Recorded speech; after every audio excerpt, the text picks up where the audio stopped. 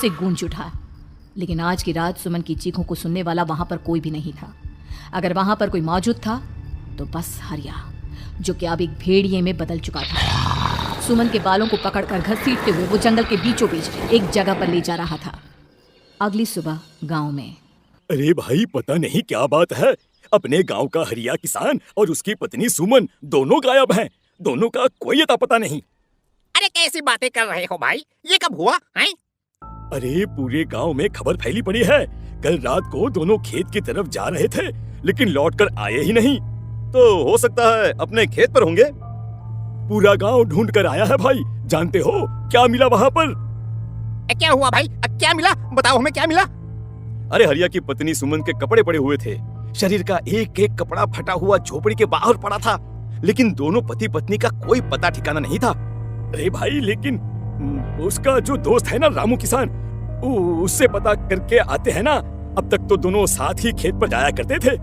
हाँ, हमें उसके घर जाना चाहिए भाई। चलो वहाँ चलते हैं, चलो। वो सारे लोग रामू के घर पर पहुंचते हैं। रामू अपने घर के बाहर बैठकर हुक्का पी रहा था। आज सारे के सारे लोग टोली बनाकर मेरे घर क्यों आ रहे हैं? क्या कोई मर गया क्या भाई? अरे कैसी बातें कर रहे हो? तुम्हारा सबसे अच्छा दोस्त हरिया और उसकी पत्नी गायब है और तुम यहाँ बैठकर हुक्का पिए जा रहे हो हैं? रामू ने अजीब सी नजरों से उन सब गांव वालों की तरफ देखा, जिसकी वजह से वो लोग एक बार के लिए डर गए। गायब है? अरे गायब नहीं है, मुक्ति मिल गई है। उन दोनों को मुक्ति मिली है। इस दुनिया में आकर हर इंसान पाप करता है और उसे उसके पापों के लिए मुक्ति मिलना बहुत जरूरी है। अरे ये कैसी बहकी बहकी बातें कर रहे हो भाई, हैं? और इसका चेहरा अजीब सा क्यों लग रहा है? लगता है दोस्त के मरने का गम बैठ गया है। पागल हो गया है शायद ये पागल। ये बात सुनते ही रामू चीखकर जोर से चिल्लाते हुए कहता है, पागल मैं नहीं हूँ, पागल तुम सब हो। और ये शैतानी जंगल अब तुम में से किसी को नहीं छोड़ने वाला, सबको खा जाएगा। याद रखना मेरी बात। शैतानी जंगल? कैसा शैतानी जंगल? लगता है रामू पागल हो चुका है। हमें यहाँ से चलना चाहिए भाई। चलो। तभी रामू की पत्नी बाहर आती है। नहीं, आप लोग इनकी बात का बुरा मत मानिए। 2 दिन पहले हरिया के साथ खेत पर गए थे। जब से वहाँ से आए हैं तब से ऐसी ही बातें कर रहे हैं। भगवान जाने ऐसा क्या देख लिया उन्होंने, खेत में कुछ भी बड़बड़ाते रहते हैं। लेकिन गांव के लोगों ने कमला की कोई बात नहीं सुनी और वो सब वहां से चले गए। रात अब धीरे धीरे ढलने लगी थी। तभी अचानक किसी ने धीमी सी आवाज में रामू को पुकारा।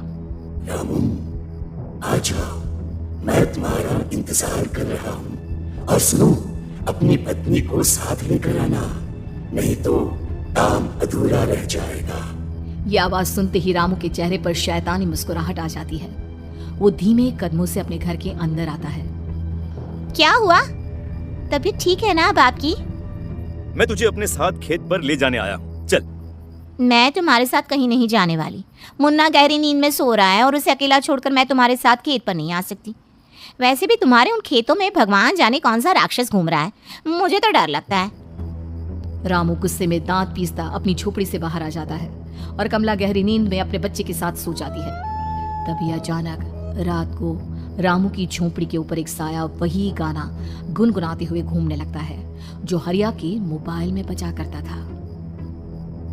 मैं मौत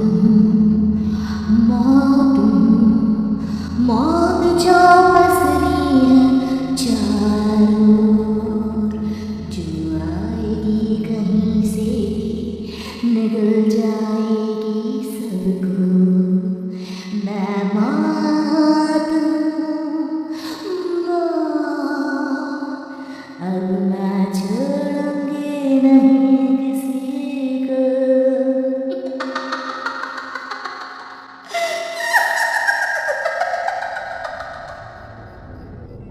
ये आवाज सुनकर रामू की पत्नी कमला की आंख खुलती है और वो देखती है कि उसका मुन्ना अपनी जगह से गायब था।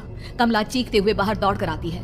वहां पर उसने देखा कि रामू ने अपने बच्चे को झोपड़ी के बाहर एक पेड़ से उल्टा लटकाया हुआ था और उसका बच्चा चीख चीख कर रो रहा था। वहीं दूसरी तरफ एक साया बच्चे के ठीक नीचे आग जलाकर उसके चारों तरफ हैवानों की तरफ नाच रहा था। छोड़ दो मेरे बच्चे को। अरे क्या कर रहे हो तुम? शर्म नहीं आती तुम्हें अपने ही बच्चे को इस तरह मौत के हवाले करते हुए? अपना बच्चा? किसने कहा ये मेरा बच्चा है? अरे ये तो उस रामू की औलाद है, इस गांव के किसान रामू की। और मेरी दुश्मनी इस गांव के हर इंसान के साथ है। कैसी बात कर रहे हो तुम? और ये औरत कौन है? ये मेरे बच्चे को खा जाएगी। तभी अचानक से उस साया ने एक बेहद खतरनाक दिखने वाली औरत का रूप ले लिया और उसकी आंखों से आग निकल रही थी। सही पहचाना तूने, मैं तेरे बच्चे को खा जाऊंगी। अगर तू अपनी इस हैवान पति रामू के साथ जंगल नहीं आई तो मैं तेरे बच्चे को खा जाऊंगी। लेकिन क्यों? आखिर क्या चाहते हो तुम मुझसे? मुझे जंगल क्यों ले जाना चाहती हो? औरत बुरी तरह से ठहाके मार मार कर जोर जोर से हंसने लगी और साथ में रामू भी। ये तो तुझे वहाँ चलने के बाद ही पता चलेगा ना।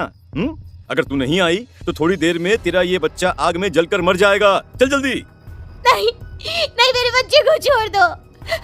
तुम जहाँ कहोगे मैं तुम्हारे साथ चलने के लिए तैयार हूँ। और उसके बाद उस बच्चे को झोपड़ी में लिटाकर आगे आगे वो साया चल रहा था और उसके पीछे पीछे रामू अपनी पत्नी के बाल पकड़कर उसे घसीटते हुए जंगल की तरफ ले गया। जंगल में जाने के बाद कितनी खूबसूरत हो तुम। आज की रात बस तुम और मैं एक दूसरे के साथ रहेंगे। मुझे तुमसे बहुत डर लग रहा है। तुम्हें क्या हो गया है? तुम तो बिल्कुल ठीक थे। वो होगा जो हमारे बीच होना चाहिए। तो आओ आओ, अपने आप को मेरे हवाले कर दो। कमला ने डर की वजह से अपनी दोनों आंखें कसकर बंद कर ली थी। रामू ने बुरी तरह से चीख कर कमला से कहा, आंखें खोलो अपनी और मेरी तरफ देखो। कमला ने जैसे ही अपनी आंखें खोली उसने देखा कि रामू एक खतरनाक खूनी हैवान में बदल चुका था। कौन हो तुम? जाने दो मुझे। क्या चाहते हो मुझसे? वही जो एक आदमी एक औरत से चाहता है। मैं तुम्हारा पति रामू नहीं, बल्कि इस जंगल का एक भेड़िया हूँ और आज की रात तुम्हारे खून से अपनी प्यास बुझा जाऊं। और उसके बाद वो जंगल कमला की दर्दनाक चीखों से गूंज उठा। अगली सुबह कमला के कपड़े भी जंगल में उसी तरह पाए गए जैसे कि सुमन के पाए गए थे। इस घटना के बाद पूरे गांव में दहशत का माहौल था। अपने माँ बाप की मौत और गांव में हो रहे इस तरह की घटनाओं की खबर सुनकर किशन शहर से गांव लौट आया था। अपने माँ बाप की बेदर्द मौत की वजह से वो बहुत परेशान था। तभी अचानक उसे अपने घर में खाट के नीचे पड़ा हुआ वो मोबाइल फोन मिला जो उसने अपने पापा हरिया को गिफ्ट किया था। अरे कितने प्यार से पापा के लिए मोबाइल फोन लेकर आया था। इसे एक दिन भी काम में नहीं ले पाए। और आखिर कौन है जो गांव में इस तरह की हत्याएं कर रहा है? क्या है इन सब के पीछे? क्या है? मुझे पता करना ही होगा, वरना एक दिन पूरा का पूरा गांव खाली हो जाएगा। इस गांव में एक भी जिंदा इंसान नहीं बचेगा। गांव के लोगों की मदद करने के इरादे से किशन अपने गांव से दूर एक दूसरे गांव में बहुत बड़े तांत्रिक के पास मिलने के लिए गया। तांत्रिक बाबा, अब आप ही कुछ उपाय बता सकते हैं। भगवान जाने हमारे गांव को किसकी नजर लग गई है। नजर नहीं लगी है, किसी ने तुम्हारे गांव को बद्दुआ दी है। किसी सताई हुई आत्मा का प्रकोप है और अब वो पूरे गांव में किसी को नहीं छोड़ेगी जब तक उसकी आत्मा को शांति नहीं मिल जाती। अरे लेकिन ऐसा कौन है बाबा? किसकी आत्मा है और कैसे मिलेगी उसे शांति? मौत है, मौत कहीं से भी आएगी और सबको निगल जाएगी। इससे बचने का सिर्फ एक ही उपाय है, लेकिन उस उपाय को करना आसान नहीं होगा। जो भी उस उपाय को करने की कोशिश करेगा उसकी जान जा सकती है। भले ही मेरी जान चली जाए, लेकिन मैं अपने गांव के लोगों की जान बचाने की पूरी कोशिश करूंगा बाबा। तो ठीक है, फिर अगली अमावस की रात जैसा मैं कहता हूँ वैसा ही करना। अमावस की रात तांत्रिक के बताए अनुसार किशन अपने साथ केरोसिन लेकर जंगल की तरफ चल पड़ा। उसके हाथ में देवी के मंदिर का सिंदूर भी था। किशन जंगल के बीचों बीच पहुंचा। ये देखकर उसकी आंखें फटी की फटी रह गई। वहां एक उबलते पानी का तालाब था और कई लोगों की लाश लटक रही थी। किशन के माँ बाप की लाश भी वहीं थी। माँ, बापू, क्या हो गया? ये क्या हो गया? तभी वहां पर एक औरत और आदमी आते हैं। उन्हें देखकर किशन चौंक जाता है। गोपाल काका, आपकी तो 5 साल पहले मौत हो गई थी। और निर्मला काकी, आप? मौत तो हो गई थी, लेकिन तुम ये नहीं जानते कि हमारी मौत कैसे हुई थी। क्या कहना चाहते हैं आप? कुछ नहीं, बस ये जान लो कि अब इस गांव में कोई जिंदा नहीं बचेगा। लेकिन क्यों काकी? क्योंकि 5 साल पहले इन गांव वालों ने मुझे डायन बताकर पत्थर मार मार के मार डाला। मेरी कोई गलती नहीं थी। गांव का एक बच्चा क्या लापता हुआ, सारा इल्जाम मेरी पत्नी पे डाल दिया। और जब मैंने निर्मला की जान बचाने की कोशिश की तो मुझे भी मार डाला। आपके साथ ये बहुत गलत हुआ काकी, लेकिन आप जो कर रहे हैं वो भी सही नहीं है ना? तुम यहाँ से चले जाओ वरना तुम भी नहीं बचोगे। हमारी आत्मा पिछले 5 साल से मुक्ति के लिए भटक रही है। चले जाओ यहाँ से। मौका देखकर किशन सिंदूर उन दोनों के ऊपर डाल देता है। उनका शरीर जलने लगता है और वो भयानक तरीके से चिल्लाने लगते हैं।